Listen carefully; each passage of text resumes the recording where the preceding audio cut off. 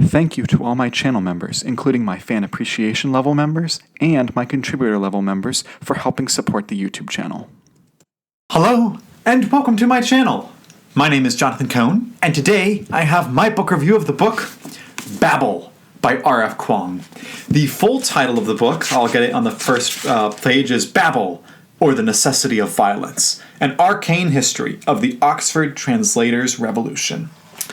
This is a standalone historical fiction fantasy novel by R.F. Kuang, and I picked it up for a couple of reasons. One, this sold like gangbusters a couple of years ago when it came out. It was a #1 New York Times bestseller. I remember it being a big deal. Everyone was reviewing it. I didn't get around to it because I hadn't finished the Poppy War trilogy at the time.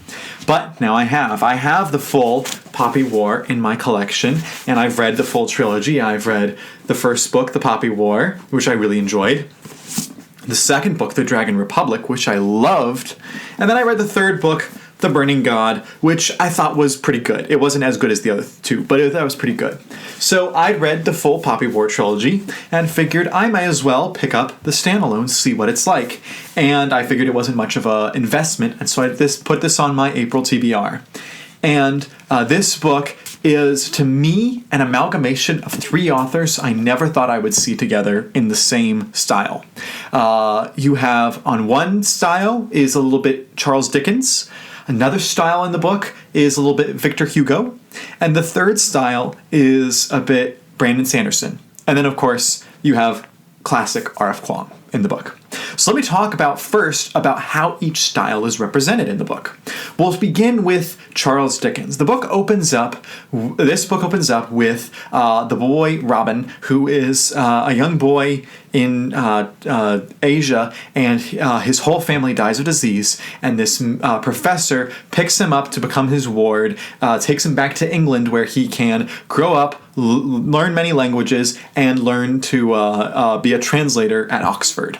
So that's why he's picked up. And the way that he's taken to England, when he gets to see everything, growing up, getting to learn these new languages, it felt to me very much the style of a story that Charles Dickens might write. And the way that he has an interesting relationship with the professor felt very Dickensian to me. But that's not the only style that's very present in the book. We also have the style of Victor Hugo, which is talking about this kind of revolution in the book, where the translators kind of do a little bit of a revolution at Oxford. I won't get into specifics how, but you know that's coming because of the title. And basically, they have to form barricades, and they have to protect themselves against this massive army. And it was very much like Les Miserables, the revolutions that happened there. In fact, I'm almost certain that R.F. Kuang was purposefully trying to reference the Les Miserables storylines. But that's not all. You also have a third style, which, as I mentioned, is Brandon Sanderson. This book is, as I mentioned, a fantasy. It's a historical fiction set on Earth, set in England, set in Oxford, an actual university. Of course, the Babel thing is fake. The Babel Tower is fake. But the whole point of the Brandon Sanderson comparison is that there's a magic system in this book about silver. The British Empire is amassing silver and uses it through languages, uses speaking to have the silver do stuff, and it can do a variety of things. And so not only the way the magic system made me think of Brandon Sanderson, not just because of Mistborn, but because this is very much like an explained, detailed magic system. She's explaining how it works. There's still a little bit of softness to it that when she needs to, she kind of can do crazy things with it, but it's pretty defined as a hard magic system, I'd feel. And of course, the metal taking inspiration from Mistborn, but also there were several twists in the book where either a character reveals themselves as something, or a character dies, or a character is spurred into action. That was very much the way that Brandon Sanderson plots his books. Not only that, but the end of the book just picks up. The opening is pretty slow, and then the end of the book just picks up rapidly and just gets faster, and becomes this epic avalanche of storytelling, kind of like a Sanderlanche. So as I said, there's very much like Sandersonian style in here, there's Dickensian style, and there's Victor Hugo. But there's also R.F. Kuang. If you've read R.F. Kuang's The Poppy War trilogy, you know she likes her dark stories. It's very much a grimdark trilogy. And so I didn't know what to expect. I was expecting it to be pretty dark. And so I start reading the book, and of course, the book opens up on an orphan whose entire family has died, and this man whisks him off to England, where life isn't amazing there, but it's better than, there's some dark moments in the beginning, but I was lured in. I was thinking, okay, I can go with that. That sounds interesting. And I start going in, and there's dark moments, but nowhere near on the level of the Poppy War trilogy. So I was starting to think, oh, I really like where she's going with this. This is a lot lighter. And then boom, about midway through, certain things happen to certain characters, and I'm like, oh, no, you are going grimdark again. And so this book does, especially towards the end, go quite a bit darker, although I will still hold this is nowhere near as dark as the Poppy War trilogy. So if you felt like the Poppy War trilogy was too dark and depressing, and I believe I described this trilogy as I needed an antidepressant after reading it, I don't think you'll feel that way with this book. I think that you'll feel a lot better reading this book, because it doesn't go quite as far. But it still has some dark moments, which, of course, R.F. Kuang loves. So those are the different styles. Let me get into a bit of these, and I've already kind of referenced the story a little bit, but I'll talk about the story for a moment. The story is about this boy, as I mentioned, who gets sent to England, and when he's at Oxford, he gets recruited by this society to try to stop British imperialism at the time. This is set in the 1800s. And so because of that set in the 1800s storyline, there are some moments where it feels weird. For instance, there are two girls, Letty and Victor, who I loved their characters. They felt out of place in the timeline. If this had been set in the 1870s or in the 1970s or 1980s, I'd be like, yeah, that makes sense. But set in the 1830s, they didn't make sense for them to be acting that way at Oxford, for them to be in quite that position.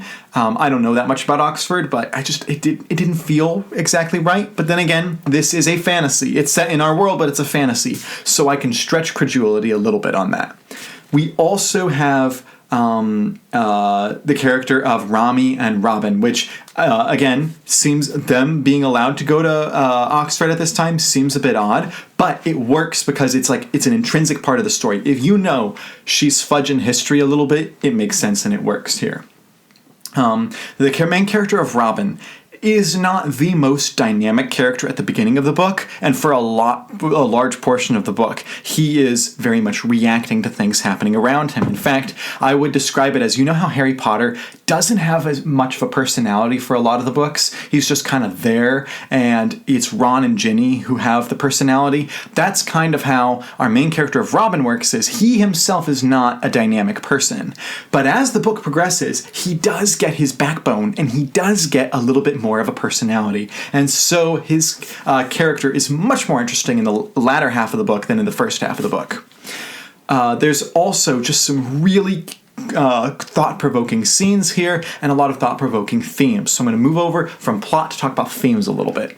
The book is very pointed. The book is very articulated and is very much meant to make an argument. It's an argumentative book. It's fiction. It's a story, but it is using fiction to make a rhetorical argument. The rhetorical argument is anti-colonialism. That argument is about diversity and equity and inclusion. Which, by the way, if that's an instant turnoff, hang on. It's not said like that at all in the book, but those ideas, the concepts of that are explored here in small ways. The big thing is imperialism. That's like the whole point of the book. But some of these other themes like DEI are present, themes about racism are present, themes about classism is present, themes about the roles of gender is present, the themes about loyalty to one's country. All of those themes are very much present in this book.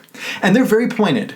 R.F. Kuang is not trying to balance the argument or try to just portray life. She's trying to make an argument here. But I'm okay with that because A, it seems like it was obvious from the get-go, and it seems like that's an intrinsic part of the story, and thus the argument doesn't feel like she's preaching at you. It feels like when you go into the book, you know what to expect, and so it feels like it's naturally a part of the story. And even though I disagree with a lot of what R.F. Kuang is asserting in the book, a lot of the themes I think she's very misguided and incorrect on, but the way that she incorporates it into the story and makes it an intrinsic part of the story is just fascinating to me. So I really enjoyed that part of the book. I know the themes are what's going to turn off a lot of readers, especially more conservative readers, but I'm telling you, I thought that they were really well handled in the book. And the book does have a magic system, as I mentioned, and so it's a little bit fantasy. It's got that thing for the fantasy nerds. If you're more of a contemporary fiction person, I think you'll still survive. If you're not a fantasy person, I think that the historical fiction and contemporary fiction elements of it will, I think, work well for you. And then if you just like reading stories, I think you'll enjoy this. For one, by the way, I love the deckled pages on here. Oh, that feels so good on the hands. It felt weird flipping pages. Flipping pages here was a lot harder than most books because the deckled pages, but it still felt good in the hand. But yeah, I loved the book. I had a blast. The characters, I liked all of we have one main character, Robin, and then he has three friends. You have Rami, Letty, and Victor. There's a few other characters I won't go into spoilers about, and then you have Professor Lovell. And I really enjoyed all of the characters here. None of the characters felt unnecessary, and all of them worked for what the story was trying to tell. So I had a blast reading Babel. It's not a favorite book of the year or anything, but I think it's a strong book. And I think that certain people may have jumped the gun on hating it because of how pointed it was. But if you go in knowing it's trying to make an argument, it actually is a lot of fun to read. Again, I don't agree with the book, but I'm fascinated by it. So that's my review of Babel. I would give it a 9 out of 10. I don't know whether I like this better or Dragon Republic, because I loved both of them. But I did really enjoy this. So if you've read Babel, let me know your thoughts in the comments section down below. And until next time, I'm Jonathan, and thank you for watching.